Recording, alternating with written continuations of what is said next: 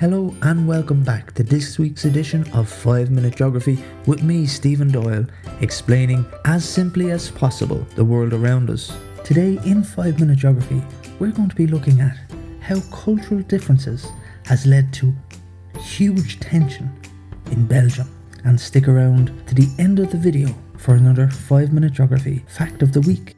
Belgium is home to 11.7 million people. Its capital is Brussels with 2 million inhabitants. Its official name is the Kingdom of Belgium. It has 3 official languages: Dutch, French and German. Belgium was once part of Gaul and occupied by the Romans. In the 14th century, Flanders was one of the richest centres in Europe. Belgium gained independence from the Netherlands in 1830, and then Belgium was occupied by Germany in 1914 and again between 1940 and 1944 until Belgium was liberated by the Allied forces. In Belgium, cultural differences have led to mass tension and aggression between 2 major groups. The first group, the Flemish-speaking community, and the second group being the French-speaking community. There's been huge aggression and conflict and mistrust between the Flemish and Wallonia. Since its independence in 1830, there has been great tension between these 2 groups, the French in Wallonia and the Flemish in Flanders. This tension is also due to economic inequalities.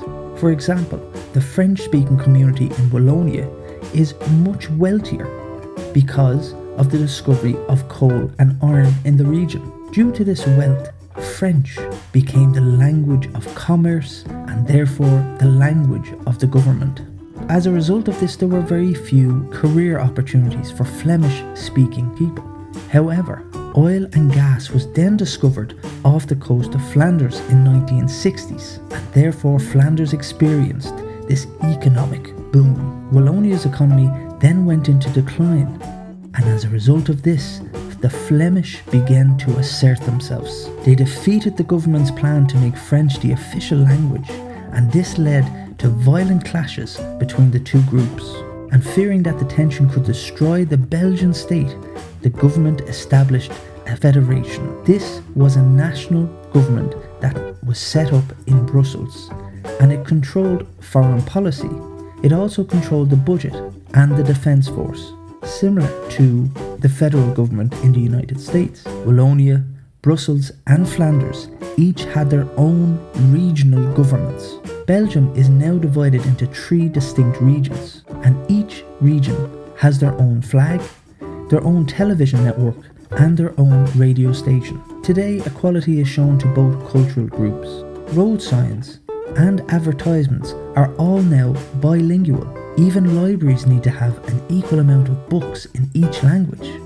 Questions during time in Parliament must also be asked and answered in both languages. However, tension still exists today. There is still huge distrust between these 2 groups. In 2010, they had major difficulties in forming a government, and this lasted for 541 days due to this distrust between the 2 groups. Belgium can function without a government. Belgium is a constitutional monarchy with a king and 6 governments, a federal government and 5 regional governments. So Belgium has proven time and time again that the country can function without a federal government. The Belgian national symbol is a peeing boy. The Belgian national symbol is a peeing boy called Mannequin Piss of Brussels. Also sees hundreds of different costumes for all kinds of occasions. There is even a Mannequin Piss museum in Brussels dedicated to this little statue.